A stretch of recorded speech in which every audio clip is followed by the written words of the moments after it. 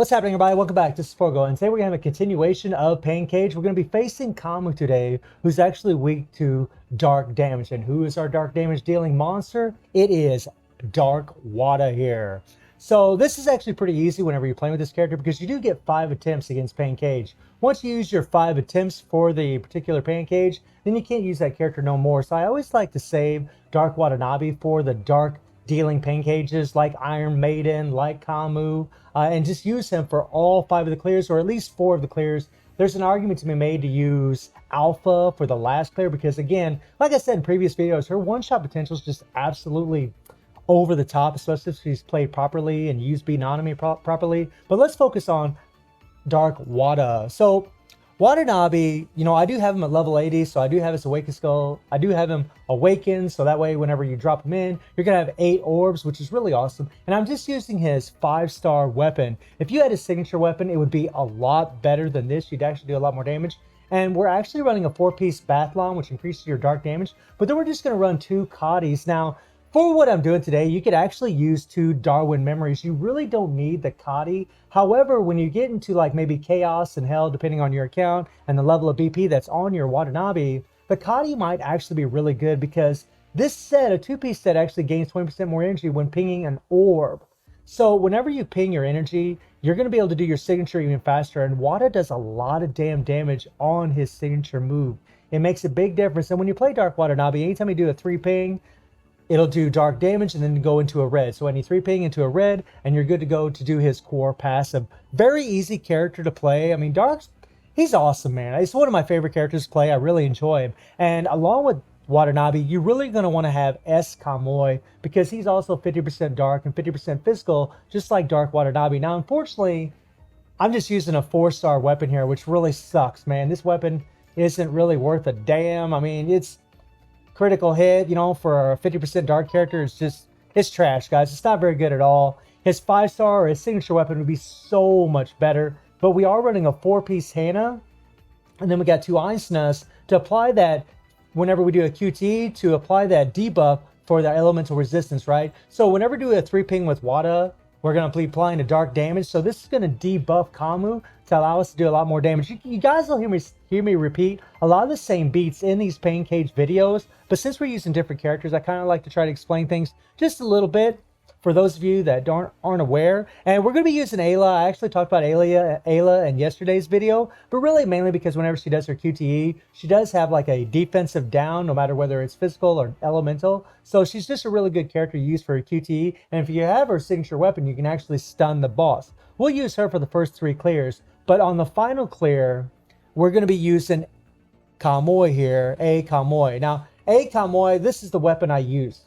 It's total crap, right? It's just a 3-star, level 1, great sword weapon. It's trash, my friends. And I am going to run the Da Vinci set. And the Da Vinci set's always great because whenever you have a 4-piece Da Vinci, one, you can bring in your other QT at the same time. You do both of your QT strikers all at once. Apply these debuffs or buffs all at once. So, we got the Glorious set on Camu here to apply the reduce the elemental resistance by 6%. So we got 2 debuffs with the Glorious set, the 2-piece Gloria, and the 2-piece Einsna on Camu. So that way we could do a whole lot more dark damage to Dark Camu, or to Camu, who's weak to dark damage. And then also with a 4-piece Da Vinci, you get 20% extra attack to all of the characters, all the constructs on the field at the same time, which is nice. That's just absolutely massive. And mainly I just put Dark Watanabe in the leadership because really for him, his leadership is going to be the best way to go. And click down in here. Let's go over here. Dark damage to all team members increased by 10%, and then attackers increased by 5%. So he's kind of doubling up from his leadership. But you really just want to start off with him. You want to make sure that you put whoever your character is with the Da Vinci set, put them in the well, it really doesn't really matter whether it's blue or yellow slot, because again, anytime you do a 3-ping with Wada, you're going to do dark damage. Anytime you do a 3-ping into a red, you're always going to do dark damage. So when you start off the fight, all you want to do is make sure that whatever character you have the Da Vinci set on, whatever color they're in, so if you have the Da Vinci set on Ayla and she's in the blue or she's in the yellow, make sure, like if they're in the blue, make sure that you have a blue and a red when you start off the fight. If your character with the Da Vinci set is in the yellow, then make sure that you have a yellow and a red when you start the fight. That way, whenever you go into your matrix, you're going to trigger your QTEs, and you can actually hit the yellow orb, you'll trigger the QTE, and then you can hit your red, and if you trigger the QTE for the Da Vinci character, they're going to trigger the QTE for the other character. You can trigger in both of those characters. You can bring in both those characters at the same time, hit your red ping, and then do tons and tons of damage while all that debuff is applied. Now, you guys will see me using Camu quite a bit as far as the damage dealer. In the first couple runs, I can just do Dark Wada, just do a one-shot pretty much. But whenever we get to higher levels of Pain Cage, we actually have to use Camu a little bit because this guy really is a monster. I mean, he's just, his DPS is actually very, very strong. And Camu really is amazing. The most important thing about Camu is that, whenever you go into your dark form, you hit your signature move, that's when you're going to be dealing tons and tons of dark damage. And that's really when you want to try to bring in your QTEs to apply those elemental resistance downs. Because when you have that dark damage going on, you're just going to do tons and tons of damage while he's in the fight. And I really like Camu also for this, because whenever Camu does his QTE, he will do a stun. He does reduce the defense of the target, but he also will do a stun for 3 seconds. And against Camu, like there's certain bosses you fight that whenever you stun them, it just makes the fight a whole lot easier because the boss isn't moving around all the time, right? If you're doing a skill, you're doing a signature or whatever, and the boss is away from you, then you're not going to be dealing any damage. So having this stun is actually really, really good. So I like to save Camu for like Chaos and Hell, because that's when things get really, really difficult. That's when you need a lot of damage, and you'll be able to do a lot more damage at a faster rate as long as you can stun the target,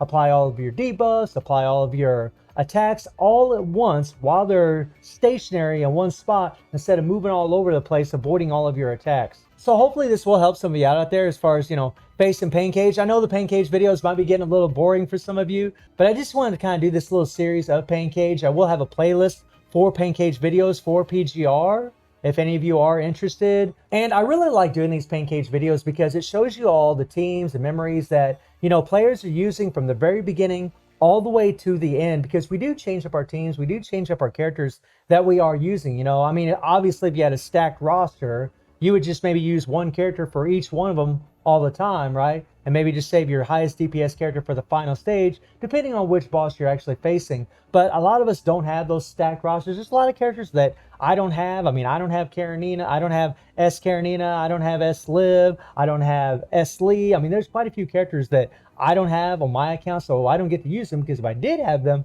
I would be using them, absolutely. So hopefully you enjoyed the video. Thank you for watching. Y'all take care and have a good one. See ya.